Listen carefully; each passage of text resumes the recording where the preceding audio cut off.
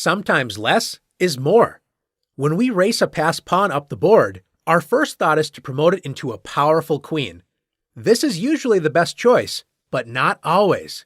In this position, with white to move, if white automatically plays f8 equals queen, black does not have a legal move to play, but black's king is not in check. White has stumbled into a stalemate. If white doesn't promote the pawn, black will simply play king g7 and capture it on the next turn. What is white to do? In this position, less is more.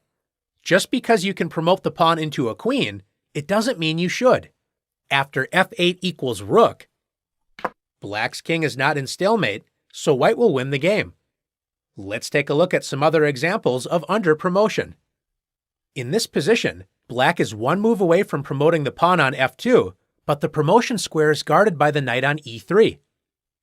Black finds a winning combination ending with under promotion. Can you find it? Black removes the guard of the promotion square with the queen sacrifice queen takes e3. And after queen takes e3, if black promotes to a queen, white can attack black's vulnerable king with queen e4 check and likely draw the game. But black has the much stronger under promotion move, f1 equals knight. Black promotes a knight, forking the queen and king. So after king g1, knight takes e3, black simplifies the game and enters a completely winning position. Let's take a look at one more example together. In this position, white is one move away from promoting when white's queen should outpower the black rook in a winning endgame. Black forces white to make a decision after rook d3 check. The position appears simple, but it turns out there is only one move that wins for white.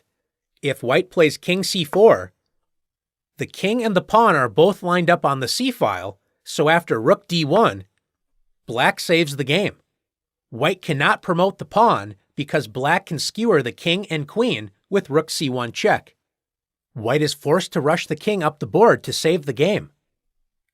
If white plays king b4, black can draw the game with the clever defense king b2. Black allows white to promote, but after c8 equals queen, rook b3 check, white can never move to the c-file because it will get skewered by black's rook. So after king a5, rook a3 check, king b6, and rook b3 check, white's king cannot escape black's checks without losing the queen. The game is drawn. White's only winning move is king c2. White's king attacks the rook and prevents any skewer tactics. It looks like white is easily winning, but remember that chess is a game of many opportunities. Even when things look finished, you must stay alert. Black plays the tricky move, rook d4.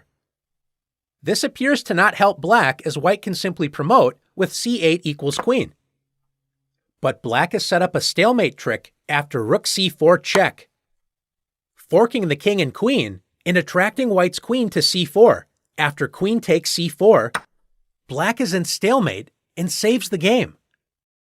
After the clever rook d4, has black saved the game? Not if white remembers under promotion. After c8 equals rook, there is no longer a stalemate trick since black's king can move to a2. White is now threatening checkmate on a8, so black's only defense is rook a4. It appears black might be hanging on, but can you find the winning move for white? If you found king b3, great job. White's king clears the path for the rook to deliver checkmate on c1 and also threatens the a4 rook. Black cannot defend against both threats, so white will win the game. Are you ready to use under promotion to win? Let's see.